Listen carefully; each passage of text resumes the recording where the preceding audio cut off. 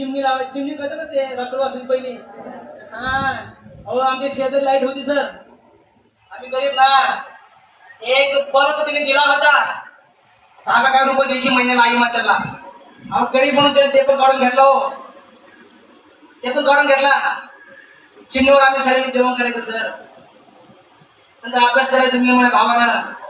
या माझ्या आईला त्याच म्हणायचं का त्या मामाला लाईट दिली ना आपल्याला, जबाबदारी आपण गरीब म्हणते परत काढून घेतली. वाईट वाटत हो सर, भयंकर वाईट वाटत सर मला. चिमणीवर आम्ही जेवण करायचं, अभ्यास करायचं, सकाळी मोठून परत गाडीचं तेल रडणं चालू असायचं. मी लहानाचा मोठा होतो सर, लहान मोठा होत होतो मी 9वीला गेलो सर. 9वीला गेलो, मला कळायला लागलं सर, मला थोडं समजायला लागलं मला.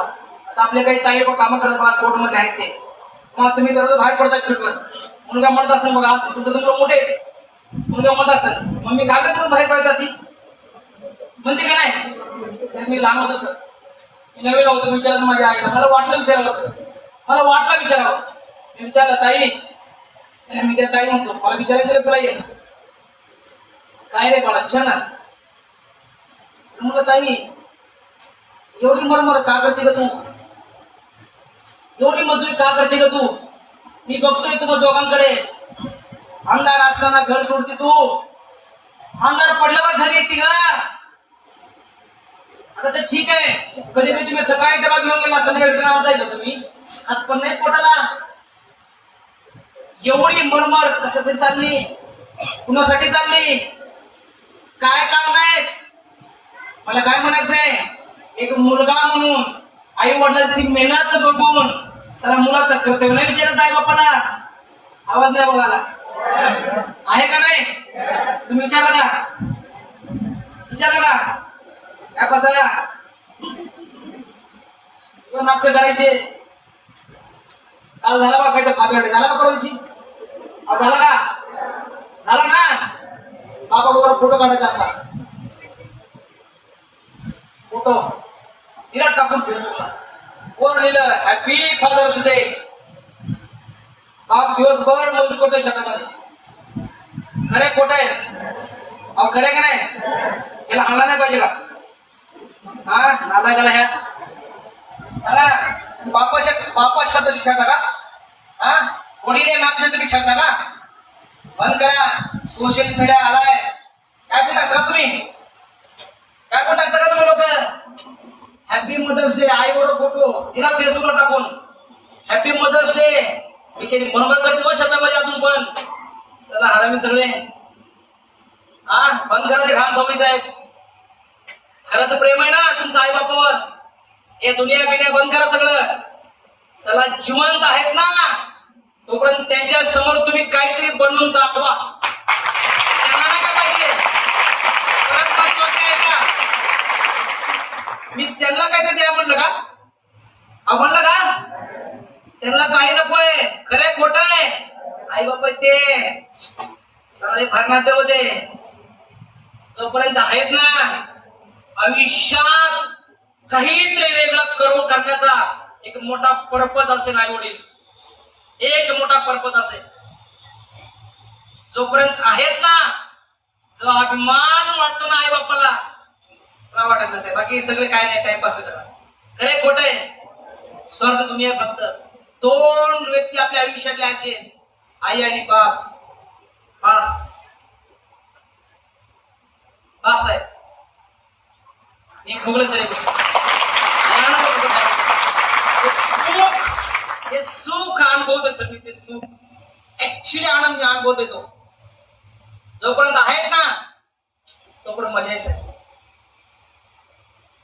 मग तर मला वाईट वाटायचं संध्याकाळी माझी आई यायची साहेब, तेच तसं दुपारी सकाळी घेऊन डबा काढायची, तीच खायची. सकाळी केलेला डबा संध्याकाळी खायची, आम्हाला ताजं म्हणून द्यायची. सला काय आई हो, वाईट वाटत असं मला. मग मी तिला म्हणायचं ताई मला तर विचारायचं काही काय रे विचारणार रे बाया. अगं तू एवढी मेहनत का करते का ताई. आता आई ती खरे खोट आहे. अहो आवाज नाही बघा, आई आहे ना तुम्ही विचारा ना आईला. आतापर्यंत नाही विचारला ना, बघा डेअरिंग तर करा. आता विचारा का मेहनत केली का तू एवढी विचारा हो, आजही तुम्हाला जो शब्द येईल कुठला जाऊदे रे, केलं ना ते माझं काम होत, झालं ना, आता तू लागलास ना कामाला. आई आहे सर ती. तेच माझ्या आईला विचारलं मी, सांग ना तू एवढी का काम करती. माझ्या आईने सांगितलं, हे गप रे गप, लहानच ना त्यावेळेस, लहानच ना मी.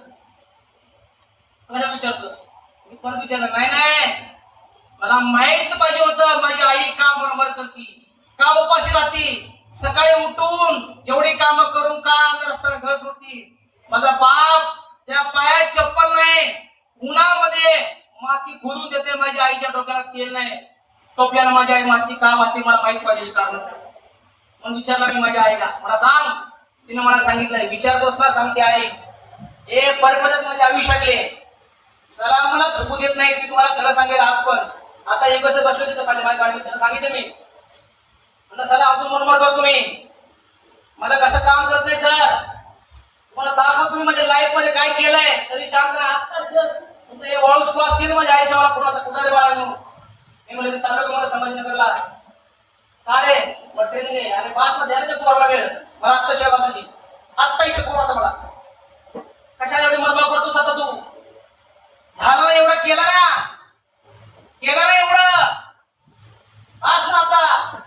तिला नाही काय पाहिजे हो, तिला अजून मला काहीतरी द्यायचंय माझ्या आयुष्यात. काय काय केलं ना तुम्हाला दाखवत मी. तिला नाही काय पाहिजे, तिला अजूनही वाटतं हे आराम करा. आई की खरे खोटं आहे, आवस भाई नाते होते, तुम्ही त्या नात्याशी खेळतायस, मला फोटो काढून फेसबुकला पाठवताय, हॅपी मदर्स डे. खरंच आई खुश आहे का, हॅपी आहे का आई. हा खोटं बोलताय हो. आई राहिला 15 किलोमीटर अंतरावर, कधी ते महिन्यात एकदा जायचं, असा पूर्ण फोटो लागतोय कशाला तरी, म्हणून कुणाचा फोटो काढायला सगळ्यांना पायात हात लावायचा, एक पटाडे असंच ना. वाईट वाटतंय का, वाईट वाटतंय का सर, वाईट वाटतंय का. खरंय खोटं मला सांगा सर, अशा वृत्तीची लोक आहेत का नाही मला उत्तर द्या सर. तुम्ही नाही पण असे लोक आहेत का नाही मला सांगा सर. म्हणजे ही आपल्या आई या शब्दाशी खेळतात का नाही खरं सांगा सर. हा खरी छाती असेल ना, चला कटआउट लावा, कटआउट लावा. पण आई शब्दामध्ये मजुरीला तुम्ही दाखवता कोणाला दुनियाला, तुम्ही दाखवता कोणाला.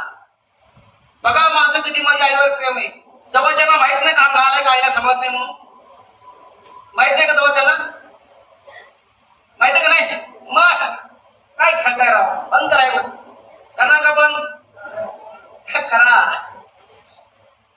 तुम्ही विचारलं माझ्या आईला, माझ्या आईने मला सांगितलं, हे बघ तू विचारतोस ना, सांगते आई आपण दिला होता, दिला होता ना. आपलं इंद्र महाराजसारखे ते कुठे गेले ते खेळून घरी येते पण चौकात. तर माझ्या आईला विचारलं मी, तिने मला सांगितलं, तू विचारलं ना, सांगते आई बघणार रे, तुझ्या आजोबाचं आयुष्य गेलं दुसऱ्याच्या शेतामध्ये मजुरी करण्यामध्ये, सालगडी म्हणून काम करण्यामध्ये, मात्र त्याने काय करणं झालं नाही, थकलंय पण मशी लागतंय. आता आमच्या हातामध्ये काय म्हणून का, आपल्या घरी शेती नाही, मजुरी करण्याशिवाय दुसरा पर्याय काय, दुसरं ऑप्शन तरी काय. अगं मला पण एवढी मजुरी हो, कारण त्याने जेव्हा काम केल्यावर घर चालायचं, तिला विचार एवढी करून मजुरी कशासाठी. काय नाही रे, आम्हाला असं वाटतं तुम्ही 3 भाऊ आहेत ना, मग 3 भावाला आम्हाला लहानचं मोठं करायचं आहे.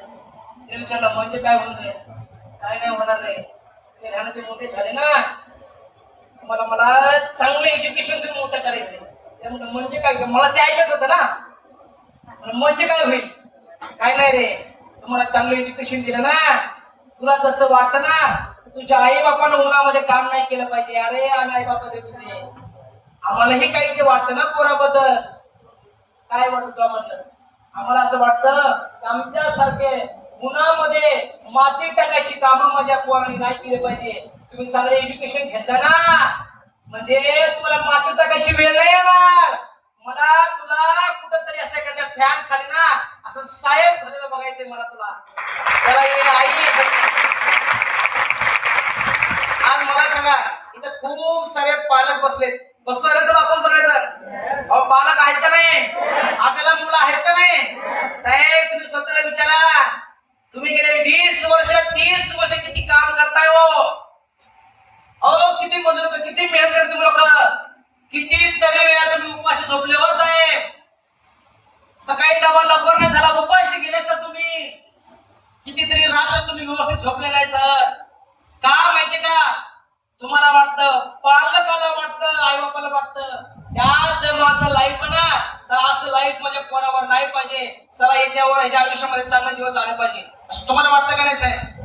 वाटतं का नाही साहेब? म्हणून तुम्ही कितीतरी मरमा करताय हो सर. आज तुम्हालाही माहितीये तिथून काय होत नाही तरी पण जोर लावून पुढे सकाळी 8 डबा घेऊन पळता का नाही मला सांगा.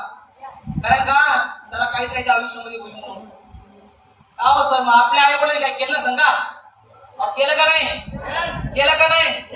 माझ्या आईचं मी ते वाक्य ऐकलं आणि त्यावेळेस डोक्यात ठेवलं की इमानदारीला अभ्यास करायचा आपल्याला. 9वी नंतर मी 10वीला गेलो. खूप अभ्यास केला मी 10वीला. आणि गरीब घरातील पुरा अभ्यास करतात. खरे खोट आहे? करतात का नाही? मला तर ते हे पण होतं ते काय म्हणतात ते सर अपेक्षित. आमच्या गावाकडे 2-3 पोरं होते 10वीला. मी एक डॉक्टरची पोरगी आणि शिक्षकाचं पोरग आणि मी गरीब असलो. त्या दोघांकडे अपेक्षित असायची. मला अपेक्षितच नाही. मी त्या पोरीकडून घ्यायचं डॉक्टरच्या. मला अपेक्षित दे म्हणते अभ्यास करायला. हा मी असं करून अभ्यास केला सर. एवढा अभ्यास केला मी अक्षरशः भयंकर अभ्यास केला मी. शाळेला काय झालं मला माहितच नाही. नापास झालो मी. कोणता केला सर? पाठायला इंग्लिश गेला माझा. गारो टेन्शन मध्ये रडत नाही आलो. आता म्हणलं बापला शिवाय त्यांच्या जवळ गेलो. बाप 2 मिनिटं लाव की फेरनवली लाव. आपली माझी फेरनवलीच टाकत हवी असते.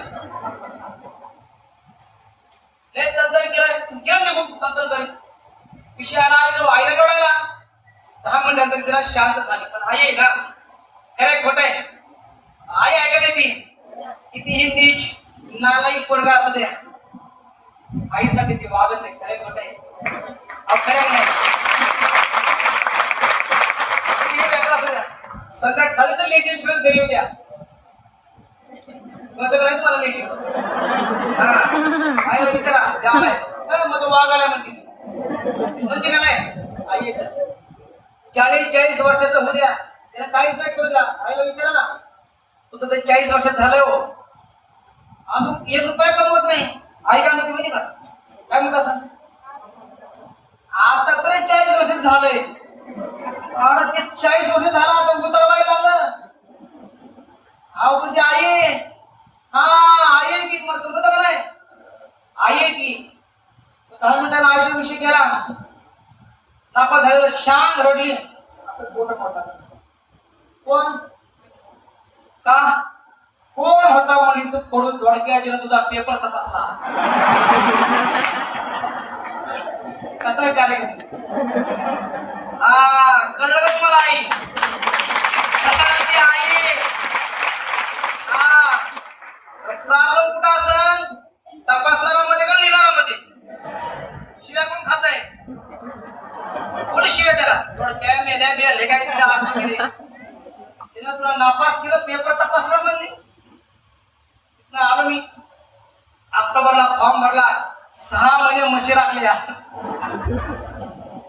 वयाच्या 16 वर्षी म्हशीनं दारा काढल्या. कोण काढू शकते का? सगळं केलं. ऑक्टोबरला पास झालो. मार्क किती पडले असतील? 35.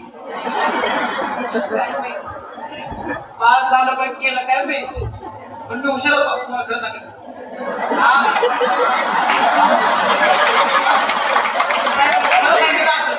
करू शकत मी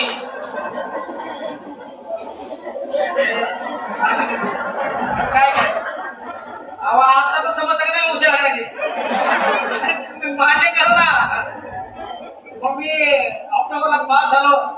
त्यावेळेस 12 मार्कामध्ये नवीन आलं काय 10वी नंतर 2 वर्षे 11-12वी, 2 वर्षे डीएड आणि नंतर मास्टर. खरे खोटे 2002 सालच्या अगोदरची घटना आहे. 4-5 2-3-4 वर्ष त्यावेळेस वातावरण भारी होते, होतं का नाही? गावातले पोरं 12वी करायचे, डीएड करायचे, मास्टर बनायचे का नाही? त्यावेळेस बनायचे. कारण का अख्ख्या गावात कितीही मोठा श्रीमंत व्यक्ती असला, करोडोची प्रॉपर्टी असू द्या, त्याचं पोरग जिल्हा परिषद शाळेतच घालायचं पडायला.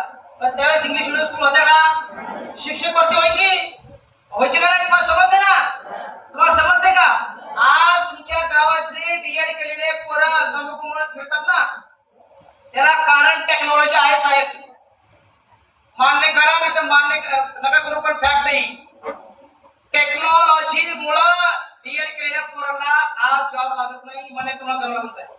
कारण झालं काय, त्यावेळेस ना इंग्लिश मिडियम स्कूल नव्हते. अहो मी हायस्कूलला आमच्या गावामध्ये असताना 3 शिक्षक असायचे 4 क्लास मध्ये. आता जाऊन बघतोय 4 क्लास मध्ये 22 पोरं येतात शिक्षक. पोरं गेले कुठं? का पोरं नाहीत का? आहेत ना. पोरं कुठे गेले? पोरं गेले धाराशिवला. ऐका, समजून घ्या. पोरं गेले कुठं? पोरं धाराशिवला गेले, पोरं तुळजापूरला गेले. कशाला गेले? इंग्लिश मिडियम स्कूलला गेले. कोण घेतय? गावात बस येते. खेडेगावात महामंडळाची बस अजून नाही गेली गावात त्याच्या.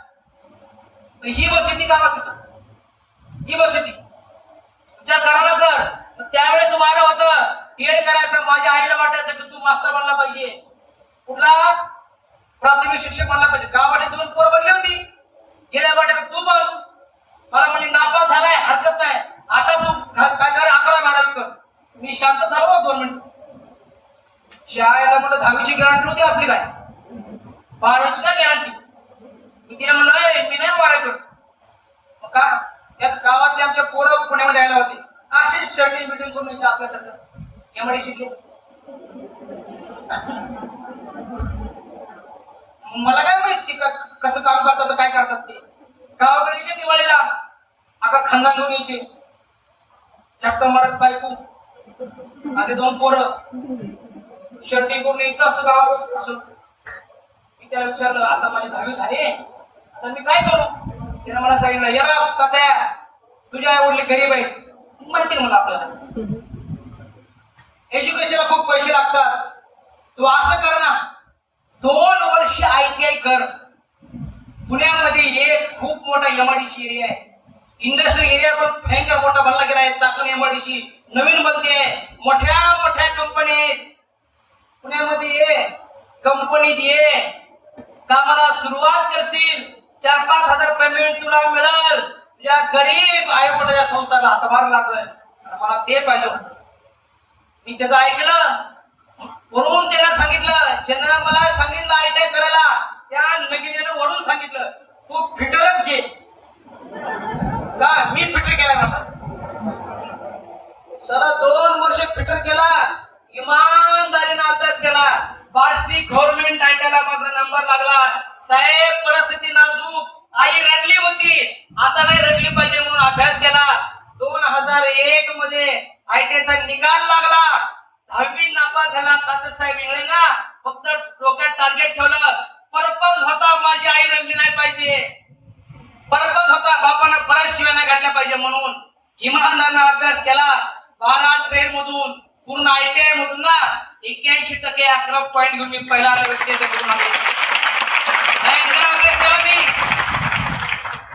निकाल लागला त्या दिवशी खुश झालो. म्हणलं बास इंगळे खानदान पडल्या, गरिबी दूर, बास खलास.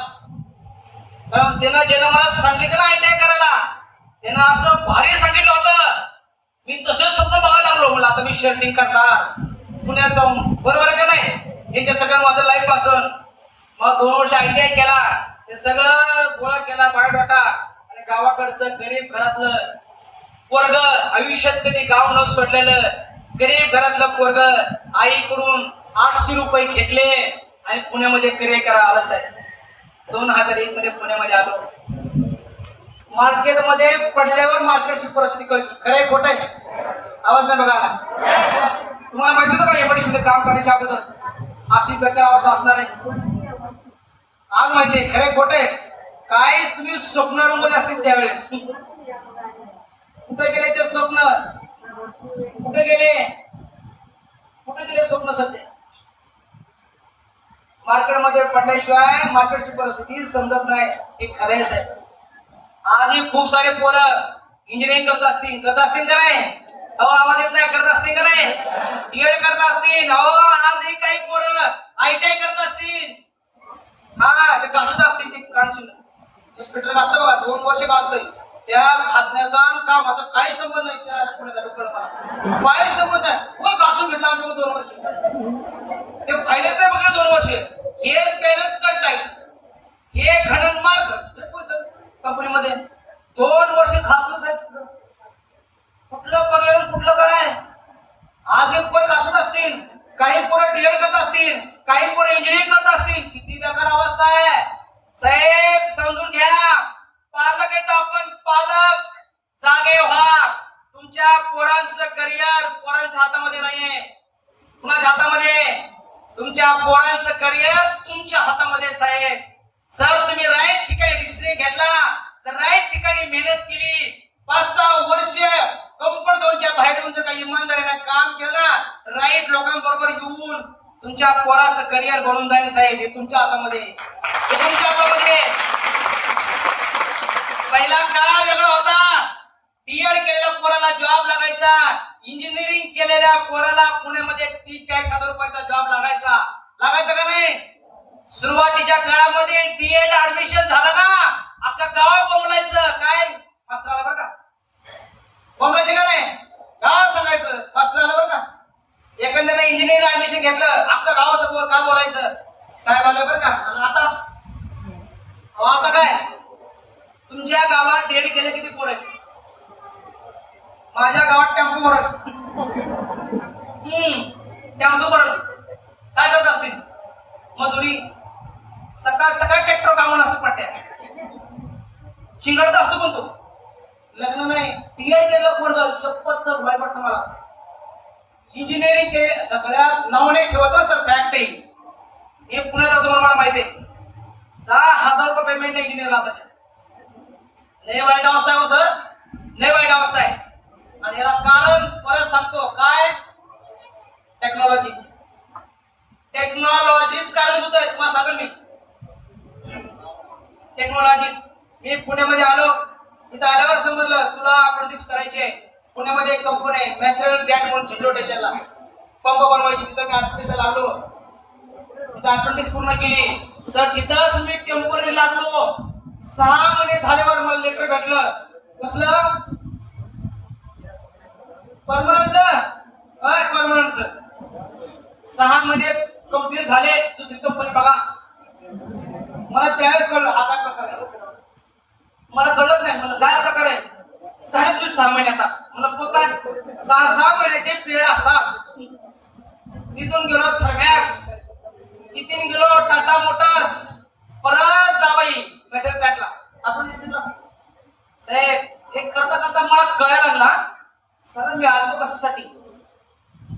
कसं होणार माझ्या आयुष्याचं? कसं होणार माझ्या लाईफचं? मला भीती वाटायली सर. मला टेन्शन आहे माझ्या करिअरचं. कारण मी बघायला लागलो जे लोक 10-15 वर्षापूर्वी एमआयडीसी मध्ये आलेत ना, त्यांची परिस्थिती बघायचं मी. म्हणजे माझं पण लाईफ असंच असेल का साहेब? असंच करता करता ना खूप मोठी विकेस आहे माझी. माझ्या आयुष्यातले 10 वर्ष गेले साहेब. 10 वर्ष गेले सर. 10 वर्ष गेले माझ्या आयुष्यातले. मी माइंडसेट करून बसलो होतो काय नाही. आपल्या आई वडील अशीच मनोबल करतील दुसऱ्या शेतामध्ये आपण आयुष्यभर अशी वाऱ्या करू एमआयडीसी मध्ये. अशाच अवस्थेमध्ये असताना माझ्या आयुष्यामध्ये इंडस्ट्री आली साहेब. पण त्या मधल्या काळामध्ये ना, मी मधल्या काळामध्ये खूप कामं केले हो सर. 8 तास काम करायचं. एसटी बुथवर कामं केले 3-3 तास. नंतर कपड्याच्या दुकानात घड्या घालायचे कामं केले. परिस्थिती बदलायची होती ना साहेब. पेमेंट मला 4-5 भेटायचं भागात नव्हतं. मी माझ्या 10 वर्षामध्ये मी सोन्यासारख्या माझ्या आईला 1000ची साडी घेऊन शकलो साहेब. मला वाईट वाटायचं, खंत वाटायची मला असं. पेमेंट तेवढं माझं मला भागात नव्हतं. विचार करायचा झाला की आयुष्यामध्ये एक चान्स पाहिजे. बस मेहनत करू आपण. इमानदारीने मेहनत करू, पण मेहनत केल्यानंतर मला रिटर्न पाहिजे त्या पटीमध्ये. इमानदारीनं पाहिजे, इथिकल पाहिजे, एक नंबर पाहिजे, 2 नंबर नाही पाहिजे. एक चान्स पाहिजे. इच्छा होती माझी, इच्छा माझ्या आयुष्यामध्ये ही इंडस्ट्री आली साहेब. नाही समजले सुरुवातीला 1 ते 1.5 वर्ष गेलं की हा एक बिझनेस आहे हे समजायला मला. मी जॉईन झालं पण ह्याला स्कीम समजायचं. आता काय एमआरसीला कामगार आपण हातकडे करायचे माहिती आपल्याला, त्याचा काय संबंध आपला. सुरुवात केली सर इंडस्ट्रीमध्ये, म्हणजे प्रॉपरली इंडस्ट्री समजली ना साहेब, ऐकताय का? त्या दिवशी मला ही एक इंडस्ट्री आहे, हा एक बिझनेस आहे, हा एक खूप मोठा कन्सेप्ट आहे. आयुष्याकडे 10 वर्ष गेले, 10 वर्ष इथून इमानदारीनं जर इंडस्ट्रीमध्ये काम केलं ना, लाख रुपये नको आपल्याला, हे मोठ्या मोठ्या गाड्या नकोत आपल्याला. डोक्यावर जे 4-5 लाख रुपयाचं कर्ज झालंय ना, ते जरी फिटलं ना, आई वडिलांना महिन्याला 2-3 हजार रुपये तरी देऊ शकलो मी. 20-25 हजार जरी महिना आला 5 वर्षानंतर, 10 वर्षानंतर, हरकत काय आहे. म्हणून या व्यवसायामध्ये डे 1 पासून बनवलेली फाईल, बनवलेला बायोडाटा जो आतमध्ये टाकला ना साहेब, अजून बाहेर नाही काढला. ज्या दिवशी मला ही इंडस्ट्री आहे कळलं त्या दिवसापासून साहेब मला काम कुठं करायचं, आपल्याला काम कुठं करायचे ना, इथं करून बघू का भारतात आपल्याला आहे ते सगळे लोक समजून सांगायला, आहे ते लोक सपोर्ट करायला. तिथून काय आपलं फ्युचर नाही. मी बघितलं फ्युचर नाही. रिटायर झालेले लोक परत पुढे ते गेटवर जाऊन शॉट मारतात. म्हणजे ते नाही करायचं आपल्याला. मग इंग्लिशमध्ये सुरुवात केली. माझ्या आई वडिलांची परिस्थिती, आयुष्यामध्ये घडलेला घटना, सगळ्याचा बदला घेण्यासाठी साहेब इंडस्ट्रीमध्ये आलो. खूप मोठा पर्पज घेऊन इंडस्ट्रीमध्ये आलो साहेब. माझ्या लाईफचा माझा पर्पज होता, मला माझी परिस्थिती बदलायची होती साहेब. पर्पज माझा क्लिअर केला सुरुवातीच्या काळामध्ये साहेब. माझ्या परिस्थितीमुळे, माझ्या जबाबदारीमुळे साहेब, माझी जबाबदारी माझ्या आई वडिलांबद्दल असलेल्या माझी जबाबदारी साहेब. तर मी विचार केला की माझे आई वडील ते लहानचं मोठं केलंय, खूप मोठी जबाबदारी आपल्यावर की त्याला रिटर्न देण्याचं.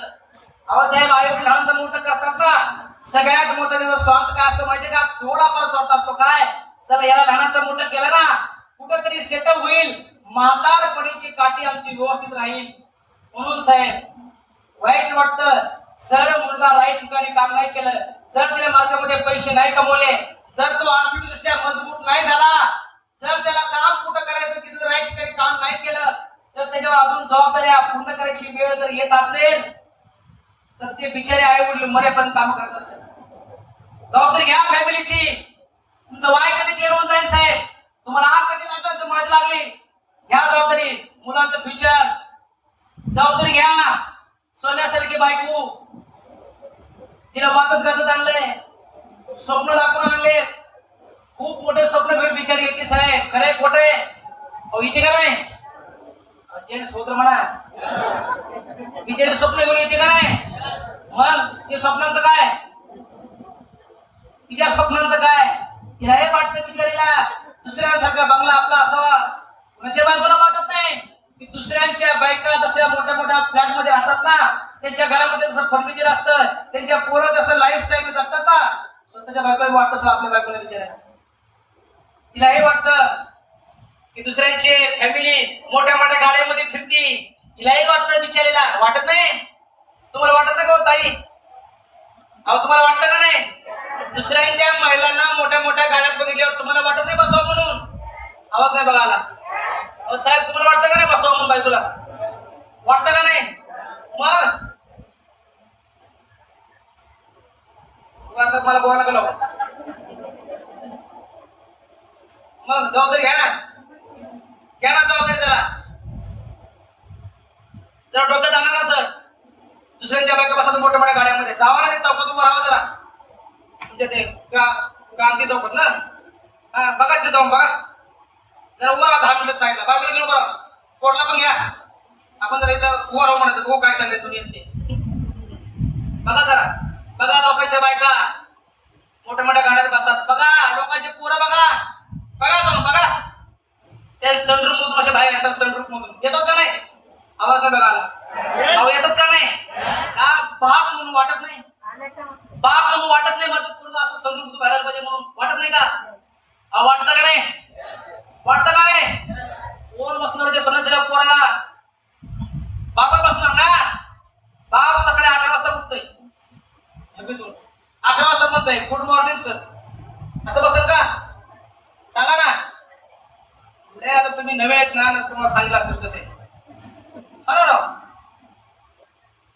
या जबाबदाऱ्या तुम्हाला माय लाईफ सेल करण्यासाठी ना मजूर करतील साहेब या गोष्टी डोळ्यासमोर ठेवा तुमचा पर्पज क्लिअर होईल माझा पर्पज क्लिअर केला साहेब बरोबर ना पोरांचं फ्युचर मग असे बोललो मी या विषयावर बघा जरा पोरांच्या फ्युचर कडे बघा जरा पोरांच्या करिअर कडे तुमच्या हातामध्ये तुमच्या पोरांचं करिअर तुमच्या हाताच्या डिसिजनवर डिपेंड आहे पोरांचं करिअरचं आहे खरं खोट आहे हा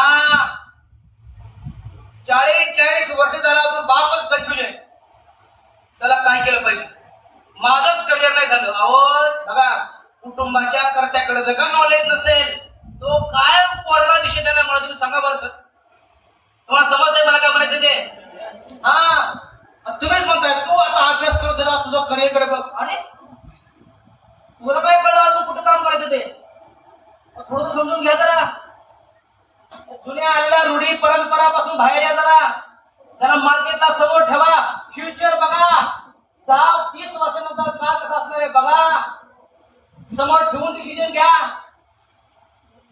तुम्ही उठलं सुटलं की काय करताय तुम्ही मी नाही साहेब आम्ही लोक नाही मी अभ्यास करा पोरांना नाही लावायचं म्हणत नाही पोरांना एज्युकेशन त्यांच्या मर्जीप्रमाणे घेऊन द्यायचं नॉलेजची गरज आहे पोरांना सगळं समजलं पाहिजे सगळ्यात करिअर साठी नाही नॉलेज साठी चाललाय तो अनुभवासाठी विषय चाललाय पोरांचं करिअर इथं आहे माय लाईफ मध्ये पोरांचं करिअर बघा आपले स्वप्न अर्धवट कधी काळी बघितलेले स्वप्न दाखवून आणलेले बिचारीला पोरांचं लहानाचं मोठं होताना त्याला स्वप्न दाखवलेले साहेब तुमचा पर्पज क्लिअर करतील त्यामुळे लोकांचं होतं मार्केटची कंडिशन भयंकर वाईट आहे मी मगाशी बोललो मार्केटची कंडिशन वर साहेब हा तुझा पर्पज क्लिअर करण या विषयी आहे बरोबर ना साला हे आपले नातेवाईक लोक मरले तर असेल नाही कोण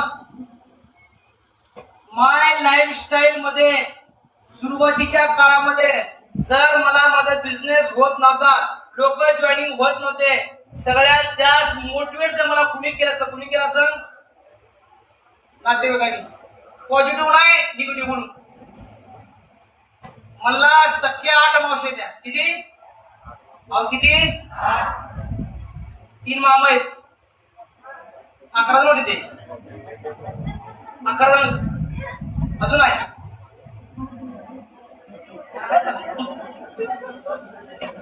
सगळ्यात गरीब माझी आई होती सगळ्यात गरीब माझी आई होती माझ्या आईला जर गरज पडायची ना मावशांना मागायची मावश्या माझ्या आईला सल्ले द्यायच्या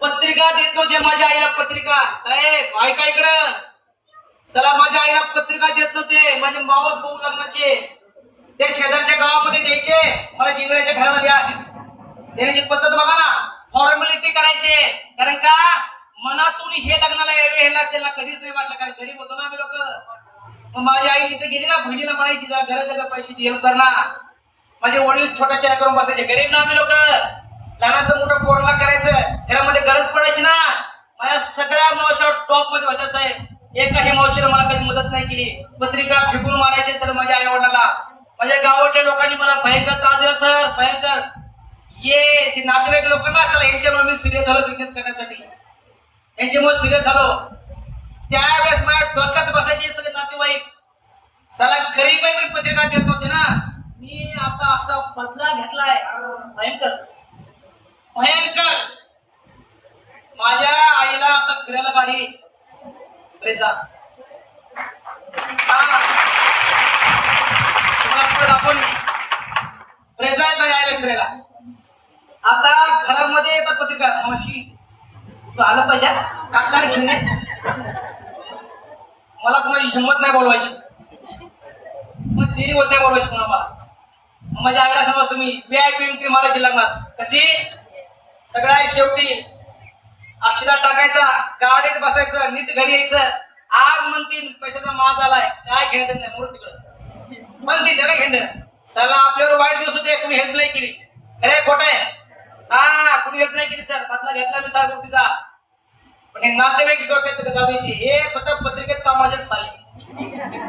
हा हे कामच नाही आपल्या, काहीच कामाचं नाही. हे तुमचे काय माझे काय सेमच आहेत. मेवणी पण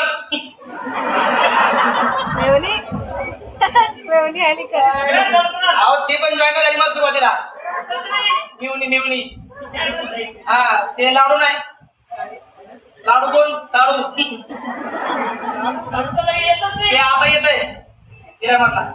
दादा मला जॉईनर करून घ्या. तू तिकडच तडफडतो मी त्याला कडकडाने जवळ येऊन पण होत होता.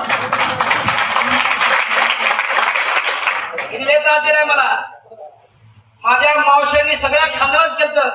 आमच्या रवळगावच्या मावशीचं पोरगाव आहे गेले बॅग घेते लोकांना पैसे कमवू शिकवते म्हणलं. काय सांगताय लय खोटं बोलतोय. काही बोलायचं माझं मला सर डोक्यात गेले. आग लागली होती डोक्यात घेत सर यांचा बदला घ्यायचा बोलून नाही काय अचिव्हमेंट करून.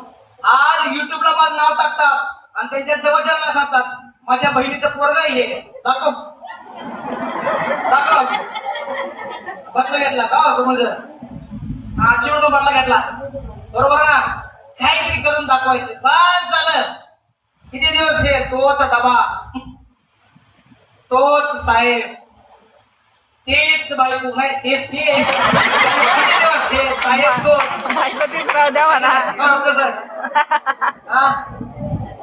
काहीतरी वेगळं झाला. खरं का नाही शेवटचं नाही पहिला दोन चाललाय. काहीतरी वेगळं करून दाखवायचं. बस झालं. आपलं सुटलं की ते साहेबाचं तोंड हीच किरकिर. साहेबांनी ज्या शिव्या देतात तुमच्या पाच नाही सध्या आहे का नाही. किती दिवस आहे सला वेगळं काहीतरी करू दाखवू ना. वेगळ्या दुनियेत जाऊ ना. आणि मी तुम्हाला सांगतो तुमच्यामध्ये ती क्वालिटी आहे. तुम्हाला वाटतं का नाही? तुम्हाला वाटतं का नाही तुमच्यामध्ये ती क्वालिटी आहे. तुम्हाला वाटू नाहीतर नाही वाटू पण तुमच्यामध्ये आहे. आम्हाला लोकांना वाटतेच आहे. 100% वाटतं. तुमचा पर्पज याने क्लिअर होऊन जाईल. माझा पर्पज झाला माय लाईफ मध्ये येण्याचा सगळ्यात तो झाला तुमच्या लाईफचा पर्पज. मला माझ्या आयुष्यामध्ये बनायचंय पण त्या पर्पज पर्यंत तुम्हाला पोहोचायचंय. कोणत्या लाईफ मध्ये त्याच्यासाठी तुम्ही मार्गामध्ये उतरले होते. तो स्वप्न घेऊन तुम्ही माय लाईफ मध्ये आलेत ना. जर तुम्हाला हे स्वप्न पूर्ण करायचे असेल तुमच्या लाईफ मधले तर तुम्हाला माय लाईफच्या पर्पजवर काम करावं लागेल. तर तेच तुमची ऑटोमॅटिकली लाईफचा पर्पज पूर्ण झालेला असेल. काय केलं सर मी माय लाईफ मध्ये ज्यावेळेस मी आलो होतो ना माझ्या आयुष्यामध्ये स्वप्न होते. माझ्या आई वडिलांची मला परिस्थिती बदलायची होती. चला नातेवाईक लोक ही गरिबी किती दिवस किती पिढ्या चालणार. माझ्या हातामध्ये एक चान्स आहे. मी जर सिरियस झालो ना मे बी परिस्थिती बदलू शकते. मला हे सगळं बदलायचं होतं. माझ्या आयुष्यामध्ये लाईफ जे पर्पज डोळ्यासमोर होतं ना मला हे बदलायचं होतं. मी जेव्हा या माय लाईफ मध्ये आल्यानंतर ते लाईफचे पर्पज डोळ्यासमोर ठेवून जेव्हा मी आलो ना सुरुवात केली माय लाईफ मध्ये. मी माय लाईफच्या पर्पजवर काम करायला सुरुवात केली. लाईफचे पर्पज कधी पूर्ण झाले मला समजले पण नाही. मी सुरुवात केली लाईफच्या पर्पजवर. मला असं वाटतंय की तुम्ही जे स्वप्न घेऊन आले तुम्ही जे पर्पज घेऊन माय लाईफ मध्ये आलाय. तुम्हाला जो त्रास झालाय तुमच्या लाईफ मध्ये तुमच्या आई वडिलांनी जो त्रास सहन केलाय तुमच्या मुलाबद्दल जे तुम्हाला म्हणायचंय ना तुम्हाला नातेवाईक लोकांनी दिलेला त्रास तुमच्यामध्ये सर आतून लागलेले आहात. मला वेगळ्या दुनियेत जायचंय. बस झालं. मला किती दिवस असले काम करायचे किती दिवस मी काम करणार असले. हे तुम्हाला जे बदलायचं ना ते बदलण्यासाठी तुमच्या लाईफच्या पर्पज पर्यंत पोहोचण्यासाठी तुम्हाला माय लाईफच्या पर्पजवर काम करावं लागेल. जे मी केलं लाईफचा पर्पज काय माय लाईफचा पर्पज काय. मला वाटतंय इथे बसलेला प्रत्येक डिस्ट्रीब्युटरचा तोच असला पाहिजे जो या लोकांचा होता जो आम्हा लोकांचा होता. माय लाईफस्टाईलचा पर्पज लाईफस्टाईलच्या पर्पज पर्यंत जायचंय ना काम माय लाईफच्या पर्पजवर करणं गरजेचं आहे. माय लाईफस्टाईलचा पर्पज वर तुम्हाला सुरुवातीला फोकस करावा लागेल. इथून तुम्हाला सुरुवात करावी लागेल. हे डोक्यात ठेवावं लागेल. डोळ्यासमोर तुमचा हा पर्पज कधी निघून गेला नाही पाहिजे साहेब. काय होता माझा माय लाईफस्टाईल मधला पर्पज जो तुमचा असला पाहिजे असं मला वाटतंय. त्याच्यासाठी तुम्ही माय लाईफ मध्ये आलेत ना जर तिथपर्यंत पोहोचायचंय ना तुम्हाला माय लाईफच्या या पर्पज पर्यंत पोहोचायला पाहिजे. माझा पहिला पर्पज होता मला इंग्लिश म्हणायचं होतं साहेब. तुमचा आहे का? किती जणांना इथे एनटीसी बनायचं? नाही म्हणून सगळ्यांना बनायचे ना? एनटीसी का बनायचे मी तुम्हाला सांगतो.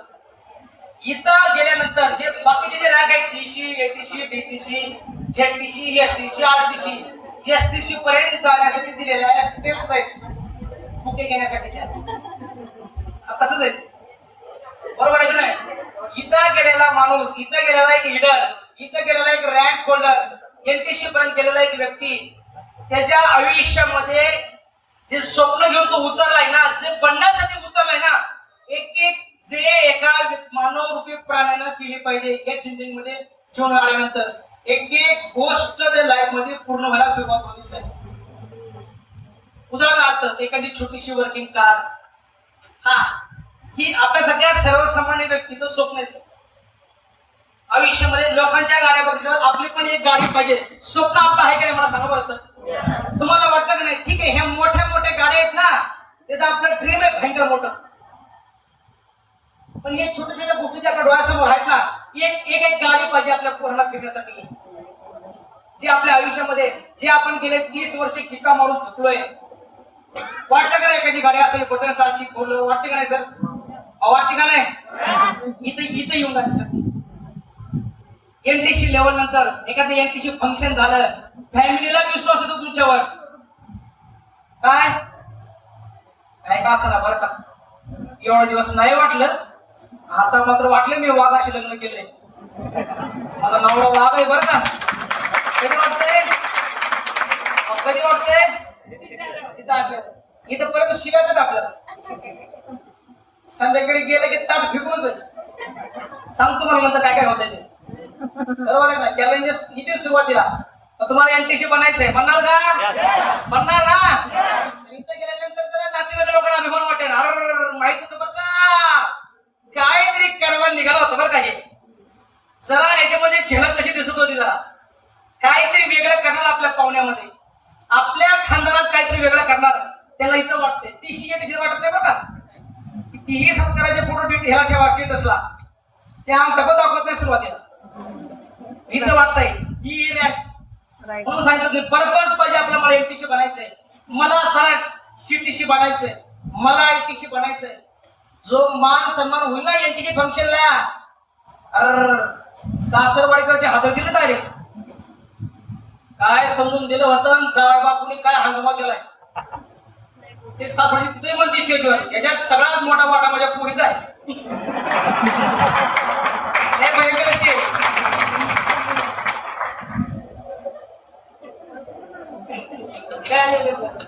काय कसं खरं का बसा. ते सासरकडचे बाईक राहतात, त्याच्यात बोलतील.